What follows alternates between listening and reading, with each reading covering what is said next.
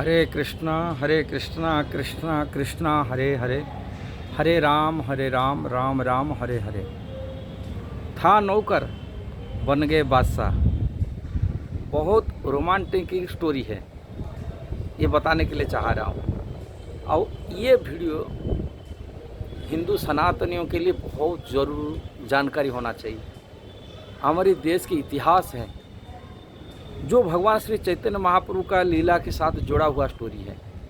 ये कथा है भगवान चैतन्य महाप्रभु की स्टोरी में पार्षद हिसाब से एक नाम आता है सुबुद्धि राय।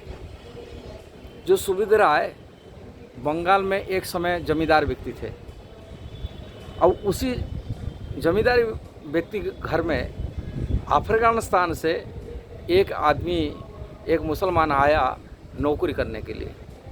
परिवार के साथ में आकर ही उनके घर में रहा। उनकी नौकरी ज़मीन बाड़ी खेती बाड़ी काम करता था, नौकरी करता था और उनकी एक बच्चा था। बाद में जो बंगाल की बादशाह की पद हासिल कर लिया। वो सुबुद्धि राय की परिवार की स्टोरी है। और वही सुबुद्धि राय के घर में नौकरी करने वाला उनका जो बच्चा का जो बादशाह बना, उनके घर में श्रील रूप गोस्वामी, सनातन गोस्वामी आदि अनेक वैष्णव लोग थे जो उनके मंत्री बन के रहे थे। आप सुने कि सनातन गोस्वामी राजमंत्री, मुख्यमंत्री था और रूप गोस्वामी उनकी फाइनेंस मिनिस्टर, अर्थमंत्री बन के रहे। और उन्हीं के राज दरबार में भगवान चैतन्य महाप्रभु के पार्षद जैसे मुकुंद दत्त राजवैद्य थे। इनके इतिहास वही बंगाल के इतिहास की कथा है। एक समय हुसैन शाह की जो पत्नी, जो बेगम थी, उन्होंने देखा राजा की पीठी पर एक बहुत बड़ा निशान पड़ा हुआ है, जो बचपन से जो निशान लगा हुआ था। बादशाह पूछ रहे हैं, सॉरी रानी पूछ रहे, बेगम पूछ रहे हैं, महाराज आपके ये निशान कहाँ कैसा आया? ये निशान पीठ पर जो निशान पड़ा कैसे है? तो राजा टालने लगे, बोले कोई बात नहीं, ये तो बचपन का निशान ऐसा ही है। किंतु बेगम की जिद से बोलने लगे कि मैं बचपन में इसी हमारे राज दरबार में बैठे हुए जो मंत्री हैं सुबुद्धि राय, उस सुबुद्धि राय के परिवार घर में हम नौकर थे। मेरा पिताजी नौकरी करने के लिए आए थे और वही बचपन से पिकुलर कारण से, नटखट कारण से, कुछ गलत काम करने से और सुबुद्धि राय बचपन से हमको ताकीद करते हुए चाबुक में पिटाई किए थे। और वो चाबुक का दाग, बचपन का दाग आज तक पीठ पर पड़ा हुआ है।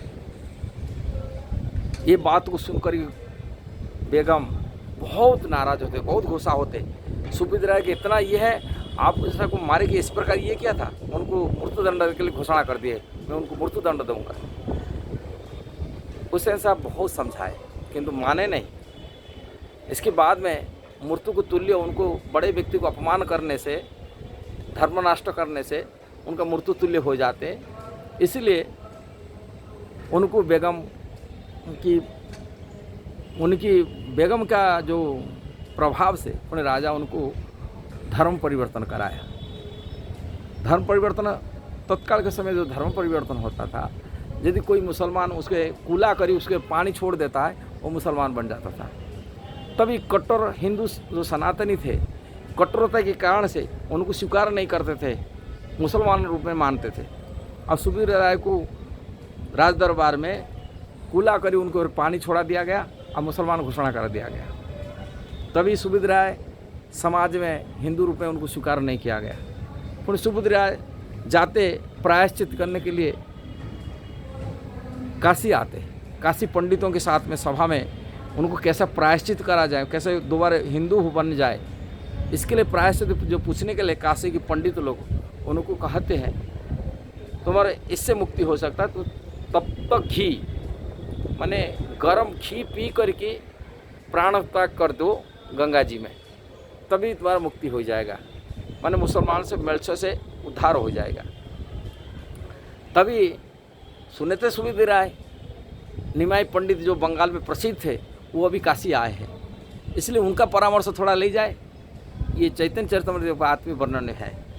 आकर सुबोध राय पूछते हैं भगवान चैतन्य महाप्रभु को, मैं तो यहाँ काशी पंडित लोग को पंडित ये मेरे को राय दिए तब तो मैंने गर्म घी पी कर प्राण त्याग करेंगे गंगा जी में बोले, किंतु आपका मत क्या है? भगवान चैतन्य महाप्रभु बोलते हैं ये सब चीज़ छोड़ो, तो एक बार कृष्ण का नाम लेने से सारी प्रकार पाप से मुक्त हो जाएंगे, तुम्हारा कोई नहीं रहेगा, शुद्धि हो जाएगी। दूसरी कृष्ण नाम लेने से तुम्हारा प्रेम आ जाएगा, और तीसरा कृष्ण नाम लेने से तुम भगवान के धाम को प्राप्ति कर लेंगे।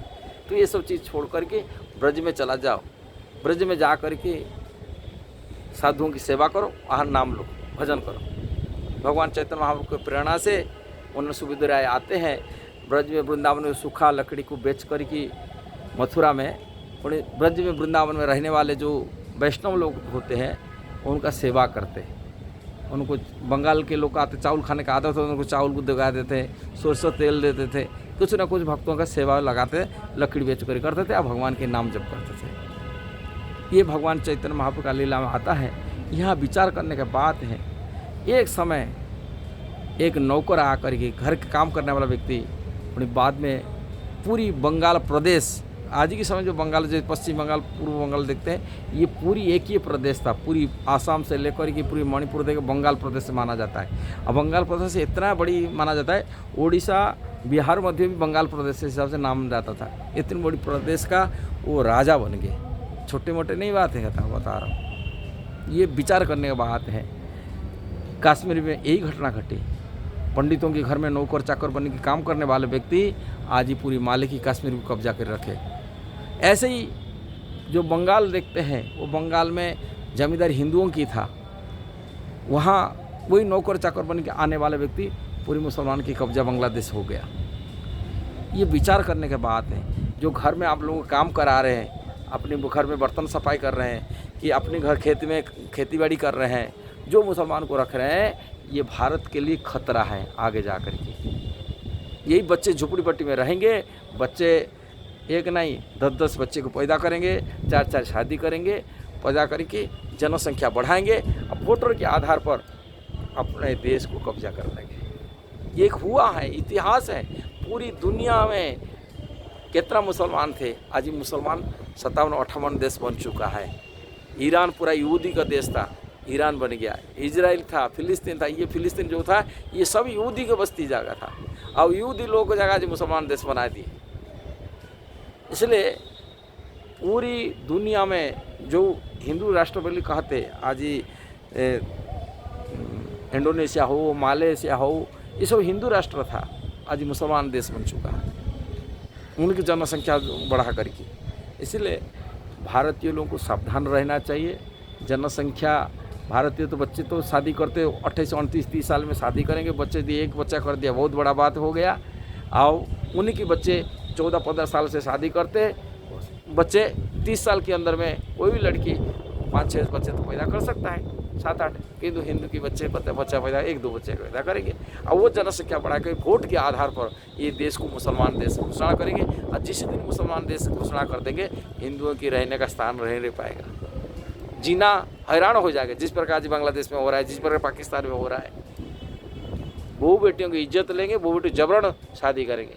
इसलिए हमको समझना पड़ेगा सनातन धर्मियों को। यदि वीडियो सही लगा जरूर उसको शेयर करना, सब्सक्राइब करना, लाइक कमेंट देना। हरे कृष्णा।